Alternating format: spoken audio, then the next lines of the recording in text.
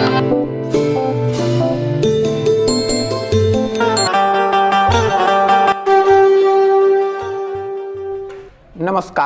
उपस्थित हूँ जन्म कुंडली के द्वादश भावों में चंद्रमा के फल को लेकर। प्रिय दर्शकों, जैसा कि आजकल जन्म कुंडली के द्वादश भावों में सूर्यादि नवग्रहों के फल को लेकर चर्चा हो रही है, जिसमें जन्म कुंडली के द्वादश भावों में सूर्य के फल को हम सभी अत्यंत सरलतापूर्वक जान चुके हैं। आपने अभी तक उस वीडियो को नहीं देखा है तो उस वीडियो का लिंक आपको नीचे डिस्क्रिप्शन में और ऊपर आई बटन पर भी मिल जाएगा, आप वहां से देख सकते हैं। जैसा कि जन्म कुंडली के द्वादश भावों में सूर्य के फल को पहले ही जान चुके हैं, तो आज जानेंगे चंद्रमा के फल को। प्रिय दर्शकों, आपके लिए यह वीडियो अत्यंत महत्वपूर्ण रहने वाला है। वीडियो अधिक बड़ा न हो, इसलिए अपने विषय को प्रारंभ करते हैं। प्रिय दर्शकों, जैसा कि आप देख रहे हैं, स्क्रीन पर एक चार्ट दिख रहा है।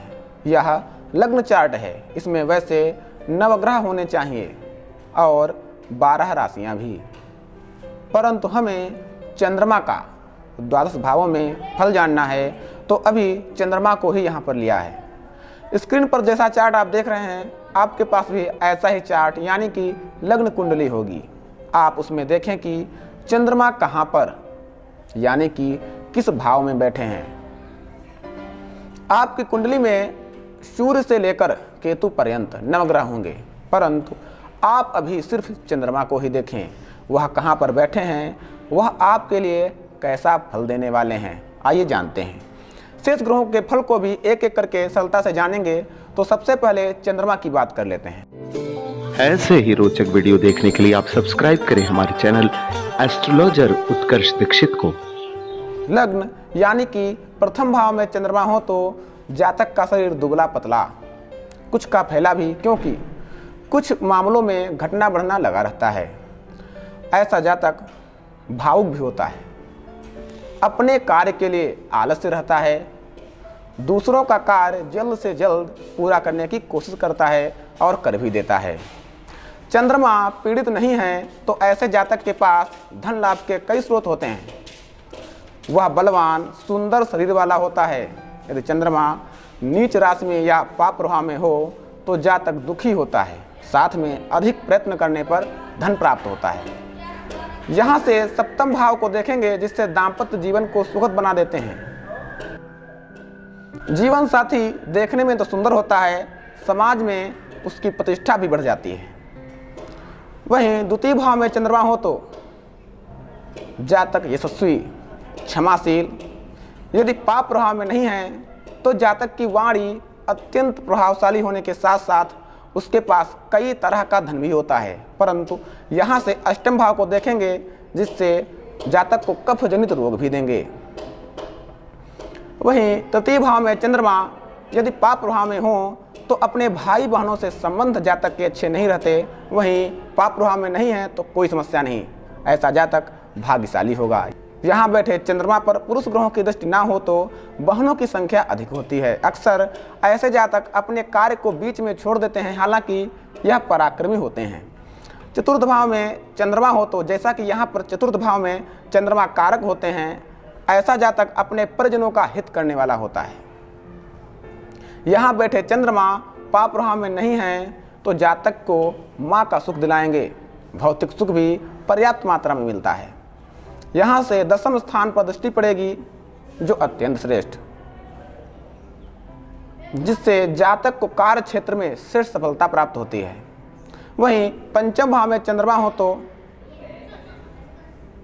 यहाँ चंद्रमा के बैठने से जातक समस्त सुखों से युक्त होता है। वहीं यदि यह पाप प्रभाव में है तो इसमें कुछ कमी आएगी। हाँ, चंद्रमा के होने से कन्या संतति अधिक होती है। यहाँ से एकादश भाव पर दृष्टि पड़ेगी, जिससे आय जातक की एक जैसी नहीं रहती, कभी ज़्यादा तो कभी कम, हालांकि आय की स्थिति बनी रहती है।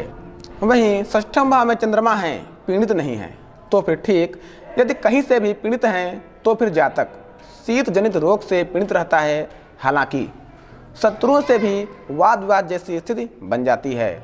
यहाँ से द्वादश भाव पर दृष्टि पड़ेगी, जिससे यदि चंद्रमा पीड़ित नहीं है तो चिंतित होने की आवश्यकता नहीं, खर्च तो अधिक होंगे, लेकिन सही कामों में पीड़ित हैं तो फिर कहीं न कहीं समस्या। यहाँ पर सप्तम भाव में चंद्रमा के होने से जातक अथवा जातिका का जीवन साथी सुंदर होता है। धन भी जातक के पास पर्याप्त मात्रा में होता है। दैनिक रोजगार में थोड़ा उतार चढ़ाव रहता है, लेकिन फिर भी यदि यह पाप प्रभाव में नहीं है तो कोई दिक्कत नहीं, यह यहाँ पर श्रेष्ठ फल देगा। वहीं यदि चंद्रमा पाप प्रभाव में है तो फिर ऐसे जातक अथवा जातिका के जीवन साथी का स्वास्थ्य सही नहीं रहता। विशेषकर पुरुष की कुंडली है तो फिर पत्नी के स्वास्थ्य से संबंधित कुछ न कुछ परेशानी लगी रहती है। यहाँ से चंद्रमा लग्न को देखेंगे जिससे जातक को जीवन में सफल बनाएंगे, कोई दिक्कत नहीं। अष्टम भाव में चंद्रमा हो तो जैसा कि आप सभी जानते हैं कि अष्टम का दोष चंद्रमा को नहीं लगता है, परंतु यहाँ पर चंद्रमा के होने से जातक मानसिक विकार से पीड़ित हो सकता है। यहाँ बैठे चंद्रमा विशेष रूप से जातक को शीत जनित रोग देंगे, साथ ही मानसिक अशांत भी रहेगी। कहीं यहाँ बैठे चंद्रमा पाप ग्रह की राशि में हुए तो अति शीघ्र मृत्यु कारक होते हैं। पाप राशि में नहीं हैं तो ऐसी स्थिति में श्वास, दमा, खांसी आदि रोग से जातक परेशान रह सकता है। यहाँ से यह धन भाव को देखेंगे जिससे कोई समस्या नहीं, परंतु स्वास्थ्य को लेकर परेशानी रह सकती है। नवम भाव में चंद्रमा है तो विविध प्रकार के सुख प्रदान करेंगे।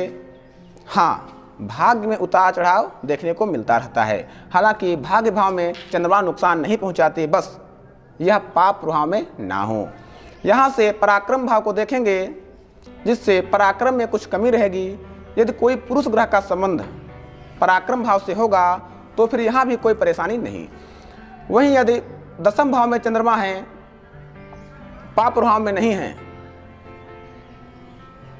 तो जातक के पास अनेक प्रकार की संपत्ति होती है। ऐसे जातक को नौकरी से ज़्यादा कहीं फायदा खेती में और व्यापार में होता है। यदि यह पाप प्रभाव में है तो पिता की संपत्ति से ही जातक अपनी आजीविका चलाता है। ऐसा जातक एक कार्य सही से नहीं कर पाता। यहाँ से चतुर्थ भाव को चंद्रमा देखेंगे जिससे माँ के सुखों में वृद्धि करेंगे। एकादश भाव में चंद्रमा के होने से जातक सुखी तो होगा, बस यह पाप प्रभाव में नहीं हो। यदि पाप प्रभाव में है तो सुख से रहित रखने के साथ रोगी भी बनाएगा। यहाँ से पंचम भाव को देखेंगे जिससे लगातार जातक का अध्ययन में मन नहीं लगता। यदि पुरुष ग्रहों का पंचम भाव से संबंध ना हो तो कन्या संतति अधिक होती हैं। यहाँ द्वादश भाव में चंद्रमा के होने से जातक को धन अर्जित करने के लिए कहीं न कहीं अत्यधिक संघर्ष करना पड़ता है। वहीं ऐसा जातक सोच समझ कर ही खर्च भी करता है। हालांकि यदि चंद्रमा पाप प्रभाव में नहीं है तो ज़्यादा परेशानी नहीं होती है। यहाँ से षष्ठम भाव को देखेंगे जिससे शीत जनित रोग भी हो सकता है। तो प्रिय दर्शकों, आज हम सभी ने जाना कुंडली में चंद्रमा के किस भाव में होने से क्या फल रहेगा। अगले वीडियो में जानेंगे जन्म कुंडली के द्वादश भावों में मंगल के फल को। पुनः उपस्थित होंगे अगला वीडियो लेकर, तब तक के लिए धन्यवाद।